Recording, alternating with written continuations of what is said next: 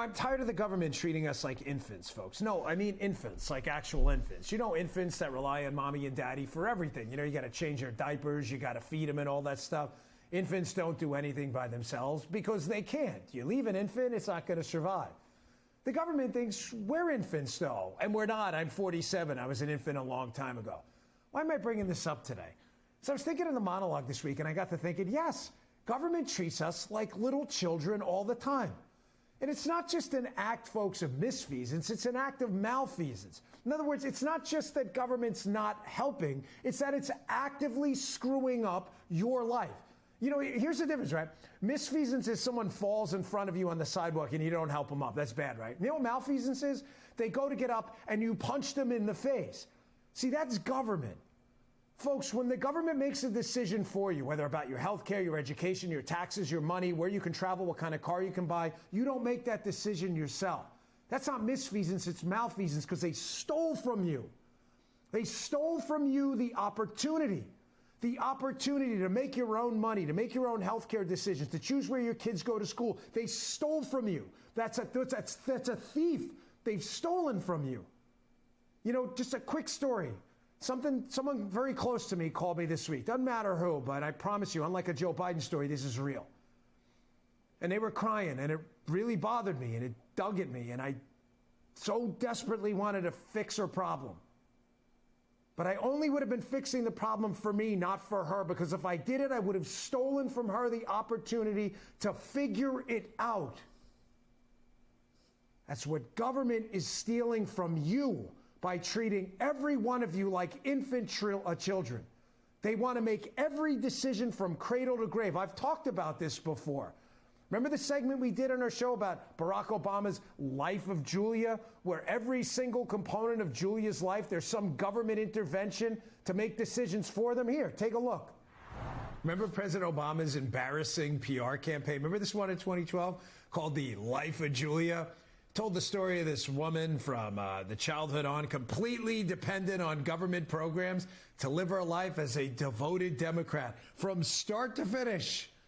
Of course, you know, it was all propaganda. Folks, infants, they need parents to survive. Free citizens of the United States do not need government to survive. There's a difference. Government creates centralized power and seeks control over people. And in exchange, some people who really don't need it claim to want it because they don't want to take responsibility over their whole lives. If people believe they can govern themselves, and big government has a major problem. That's why they don't like that whole thing. Free thought, that's why they love censorship.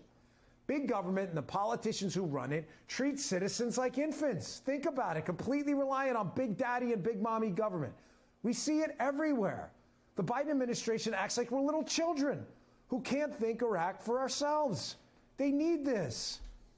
The very definition of infantilism is, quote, an act or expression that indicates lack of maturity. Does that sound like how the Biden administration acts when it comes to solving real problems? It's like they think we're too dumb and immature to figure out what's going on for ourselves. They treat us like infants. It's no different. Who are just supposed to accept, by the way, their blatant lies as truth as well. Well, like this, Jim. Did you realize the bullet out of an AR-15 travels 5 times as rapidly as a bullet shot out of any other gun? They talk to you like you're children. 5 times as fast. We're not infants, folks. Fairy tales don't work on us unless you're liberal. Remember the Affordable Care Act, Obamacare? It was supposed to be the answer to getting uninsured Americans covered and bringing down health care costs. They were going to fix it for you. Now, after more than a decade of big government help and the COVID health emergency keeping millions on the Medicaid and Medicare rolls, wouldn't you know it, the problems have gotten worse. Like I told you before, misfeasance, not malfeasance. After Obamacare kicked millions off their private plans, what has 2 thumbs and got kicked off their plan? This guy, too.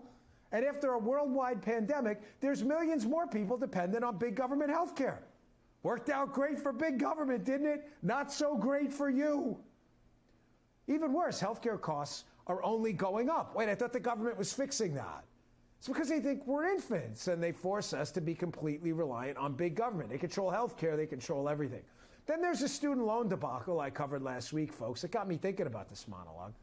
Higher education's only gotten more expensive since the Department of Education got involved and started giving out Pell Grants in 1972. Well, some help, right? Now, 50 years later, it could cost taxpayers up to $1 trillion to pay off the forgiveness of these student loans. Again, folks, they think we're infants. We believe in fairy tale money and monopoly money. I mean, who needs big government to make decisions for us?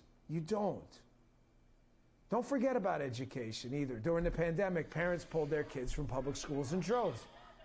They started voting for school choice and a voucher system so parents could take back control, you know, things infants don't have. Well, how did the big government goons over at DOJ respond? They labeled parents who protested this stuff as, you know, domestic terrorists and stuff. You know how that works. Again, they want us to be infants with no power to make our own decisions. You may say, Dan, you're overreacting. This is America. We're free to do what we want. You'd be wrong about that, too. You're really not.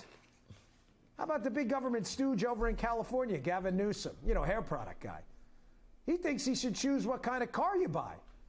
And more than a dozen other states actually agree with him. Yeah, this is from The Hill, not a right-leaning outfit, by the way. Several states would follow California's lead in banning gas-powered car sales by 2035. Want to buy a gas-powered truck? Sorry, out of luck there, too. You want to buy an electric-powered truck? Here's the Daily Wire.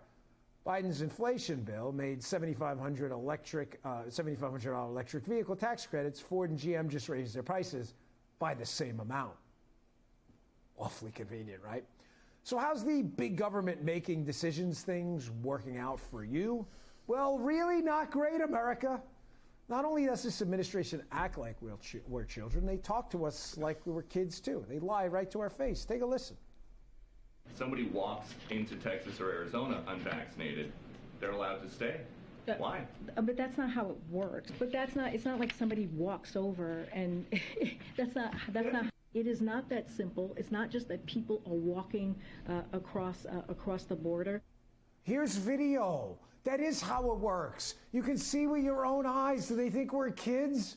There's people walking across the border. They think we believe in fairy tales, like infants.